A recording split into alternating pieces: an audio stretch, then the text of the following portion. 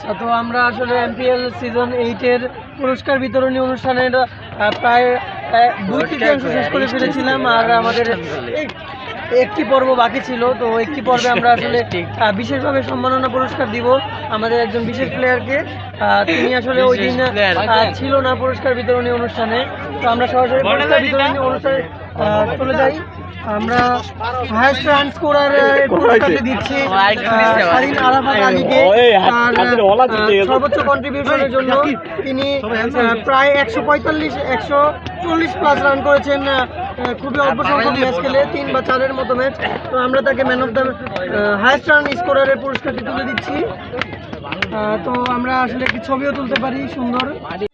পুরস্কার MPL season 8 performer. তিনি আসলে কিন্তু ব্যাটিং বোলিং এ অসাধারণ ভূমিকা পালন করেছিল এবং রীতিমতো বোলারদেরকে কাঁপিয়েছে ব্যাটিং করে এবং বোলিং করে তো কাঁপিয়েছেনি, তার পেস বোলিং এর গতিটাও ছিল উল্লেখযোগ্য। সো আমরা আসলে তাকে এই এমপিএল সিজন 8 এর অংশ হিসেবে পেয়ে সত্যিকার অর্থে গর্বিত বোধ করছি। তো আমি তাকে এটা আসলে পুরস্কারটা পরিয়ে দিচ্ছি। আশা করি যে বজায় রাখবেন। এবার আমরা আসলে সবচেয়ে আকর্ষণীয় বিষয় পর্বে চলে যাচ্ছি। তিনি আমরা ম্যান অফ দ্য টুর্নামেন্ট হিসেবেও তাকে আমরা ঘোষণা করছি। আর এই অসাধারণ কৃতিত্ব স্বরূপ তিনি বোলিং এবং ব্যাটিংয়ে সমানভাবে পারফরমেন্স করেছেন। ব্যাটিংয়ে যেমন হাইয়েস্ট রান গেটার হয়েছেন, বোলিংয়েও কিন্তু ইকোনমির সাথে উইকেটও তিনি নিয়েছেন। তো আমরা আসলে তাকেই ম্যান অফ দ্য টুর্নামেন্ট হিসেবে ঘোষণা করছি। টুর্নামেন্টের জন্য আরও একটি বিশেষ আয়োজন করেছি আমরা। ক্রেস্টের সাথে একটা মেডেলও দিচ্ছি, যেটা কিনা তার বিশেষ সম্মাননা আমরা বলতেই পারি। তো আমি এই মেডেলটা তাকেও পরিয়ে দিব।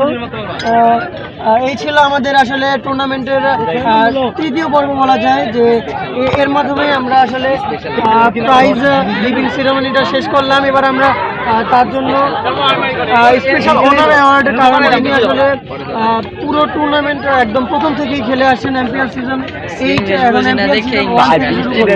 তো আমরা তার এই বিশেষ সম্মাননা পুরস্কারটি পরবর্তীতে তার কাছে পৌঁছিয়ে দিব। এর মাধ্যমে আমাদের শেষ হচ্ছে এমপিএল সিজন 8 এর পুরস্কার বিতরণী সকল পর্ব।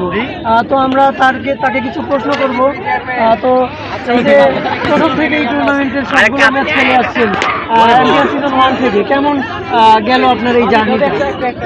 মাইকটা ধর বেটা স্যার, ভালো ছিল। আচ্ছা, তো আপনি তো টুর্নামেন্টের ম্যাচগুলোতে আসলে ব্যাটিং বোলিংয়ে সমানভাবে পারফরমেন্স করেছিলেন। তো কেমন লেগেছে আসলে পারফরমেন্সগুলো করে? আপনি কি আপনার ক্যাপ্টেনের প্রত্যাশা মেটাতে পেরেছিলেন কিনা? প্রত্যাশা কি ছিল ক্যাপ্টেনের আসলে আপনার প্রতি? ভালো প্রত্যাশা ছিল। আসলে আপনার শুভকামনা করছি এবং প্রত্যাশা করছি যে আপনি আপনার ধারাবাহিকতা বজায় রাখবেন এবং আব্দুল রাজ্জাকের সাথে সবসময় সহযোগিতামূলক যাতে তিনি তার এই টুর্নামেন্ট পরবর্তীতেও আয়োজন করতে পারেন।